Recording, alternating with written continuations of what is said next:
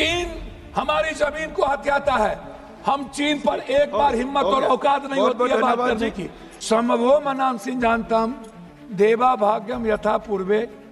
हमारे सैनिक को सब कुछ पता था, आपने उसको दबाने का प्रयास किया। संसद में ऑपरेशन सिंदूर पर चर्चा। पप्पू यादव ने दिखा दिया बाघ का कलेजा। संस्कृत में सरकार को दिखाया आईना। पाकिस्तान और सनातन समझा दिया। विदेश नीति पर करारा पलटवार किया। मैं वाद विवाद में नहीं जाऊंगा। मेरा सवाल सबसे पहले अपने उस पराक्रमी सेना के लिए जिन्होंने अद्वितीय पराक्रम दिखाया। भले ही हमारे नीति ने उनके पराक्रम को लक्ष्य तक नहीं पहुंचाया, लेकिन हम सब का जीवन, मन, धन, सेना के आजीवन उनके परिवार के प्रति समर्पण।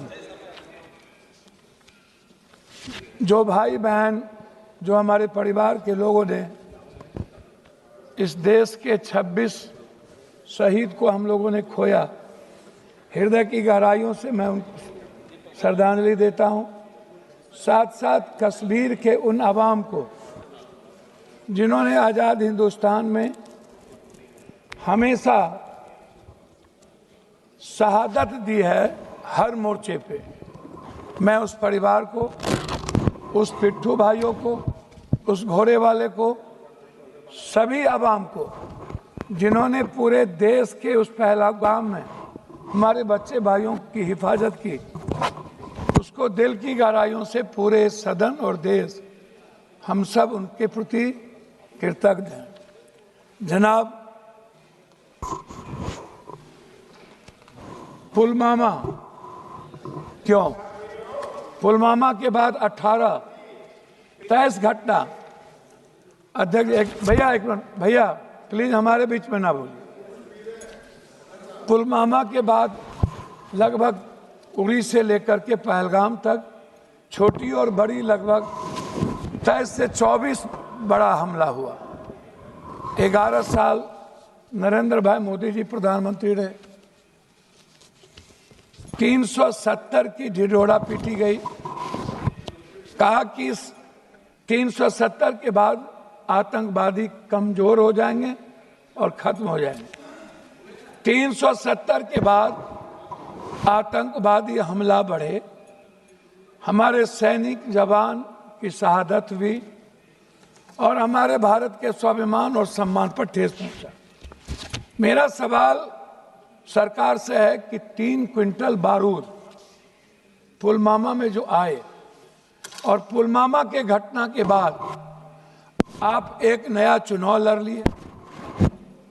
कम से कम भगवान का तो राजनीतिकरण होता ही है। इस देश की जब आप राष्ट्रवाद की बात करते हैं तो आपको मानवतावाद को पहले बात करना पड़ेगा। हमारे डिफेंस मिनिस्टर संगच्छध्वम संबद्धध्वम समवो मनांसिन जानतम देवा भाग्यम यथा पूर्वे संजानना उपासते समानी वयाकुति समाना हृदय निभा समानो मस्तो नमा यथा वह सुशासन। एक लाइन बोले और लाइन वो भूल गए।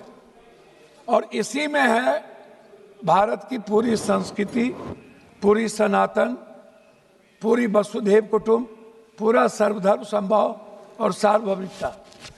इससे हमारा भारत पूरी दुनिया में गौरवान्वित होता है। लेकिन कभी भी हम नेता और हम पार्टी के लोग किसी भी छोटी बड़ी घटना का राजनीतिकरण करते हैं। मुझे दुख इस बात का है कि हम संविधान के सॉवरन की बात नहीं कर पाते। हम संविधान की बात में जब आते हैं तो हम वन जस्टिस की बात नहीं होती। मानवर, मैं आपसे उस 3 क्विंटल बारूद के बारे में यह देश जानना चाहता है कि उसके बाद क्या हुआ। पुलवामा पे चुनाव लड़ लिए, लेकिन पुलवामा के लोगों, जिन लोगों ने घटना की, जो लोग हमारे भारत में भी गद्दार थे, क्या उनके बारे में कभी इस सदन में चर्चा, जैसे नोटबंदी की नहीं हुई, जीएसटी की नहीं होती, उसकी बात नहीं हुई। आ गए पहलगाम। आप इंटेलिजेंस फेल्योर की बात हम करते हैं। पुलवामा में भी इंटेलिजेंस फेल्योर था। आप हमारे सैनिक को सब कुछ पता था, आपने उसको दबाने का प्रयास किया। हमारे सैनिक दुनिया से लड़ सकते हैं। पाकिस्तान की बात मत करिए। आप कहते हैं पाकिस्तान, हमारे मंत्री कह रहे थे पाकिस्तान मेरे सामने कुछ नहीं है। आप उठते सोते पाकिस्तान, कब्रिस्तान, शमशान, ईद, बकरीद, तलाक, एनआरसी के अलावे पाकिस्तान जितना आपने किया उतना हम सनातन कर लिए होते तो हमारी किस्मत चमक गई। पाकिस्तान की बात कोई और नहीं करता। पाकिस्तान की बात करके आप राजनीति को जिंदा रखते हैं, क्योंकि आपकी दुकान सिर्फ पाकिस्तान से चलती है। जिस दिन हिंदू मुसलमान करना बंद कर दीजिएगा उस दिन एक सीट नहीं जीत पाई। अब पहलगाम के बाद आपने राजनीति कर ली। आप भावनात्मक सिंदूर के सवाल को ले आए। मैं पहला सवाल आपसे पूछूंगा कि हमारे 150-200 मीटर पर सैनिक थे, उन्हें खबर नहीं थी कि पहलगाम के पर्यटन के लिए केंद्र खोल दिया गया। हमारे कश्मीर फोर्सेस को पता नहीं था, हमारे किसी इंटेलिजेंस को पता नहीं था। आखिर वो कौन से ऑर्डर कहां से गए? दिल्ली के किसके ऑर्डर थे कि पहलगाम को खोला गया? इस बात को आप समझिए। ये बात सभापति महोदय, सबसे महत्वपूर्ण है ये जानना कि इंटेलिजेंस किसके साथ है। इंटेलिजेंस क्या गृह मंत्री जी देखते हैं?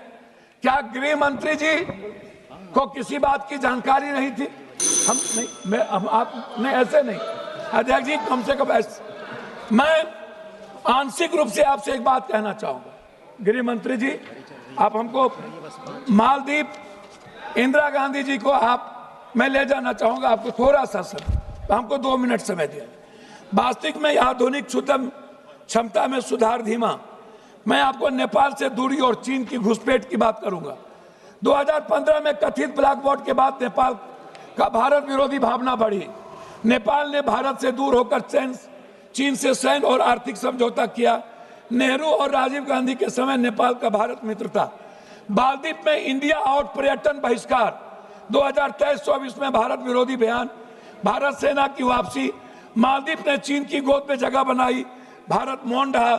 इंदिरा गांधी के समय भारत मालदीव समुद्री संरक्षक, सीएए बीएसएफ गोलीबारी, बांग्लादेश और भारत विरोधी माहौल, भारत के खिलाफ जनभावना बढ़ी। चीन ने वहां बंदरगाह परियोजना शुरू की।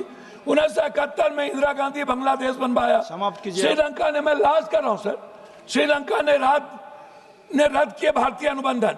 नए राष्ट्रपति ने भारत समर्थित समझौता रद्द किए दिए चीन। ईरान से रिश्तों में गिरावट, चाबहार पोर्ट परियोजना धीमी हो गई। राजीव और इंदिरा जी के समय ईरान भरोसेमंद साझेदार था। SARCC, BIM, STC निष्क्रिय। चीन से डर और अमेरिका। अब लास्ट में कर रहा हूं, तुर्की के साथ टकराव और व्यापारिक गिरावट, व्यापार विमानन और डिप्लोमेसी। मैं अंतिम में मैं आपसे कहना चाहूँ, अंतिम में कह रहा हूँ सर, ऑनरेबल मेंबर, अंतिम में मैं सर, मैं एक मिनट सर, एक मिनट ऑनरेबल मेंबर सर, एक मिनट सर, एक मिनट मैं आप खत्म कर दीजिए, खत्म कर दीजिए। एक मिनट सर, एक मिनट जस्ट दुराई जी, जस्ट मिनट, एक मिनट भैया ऑनरेबल मेंबर भैया खत्म कीजिए सर।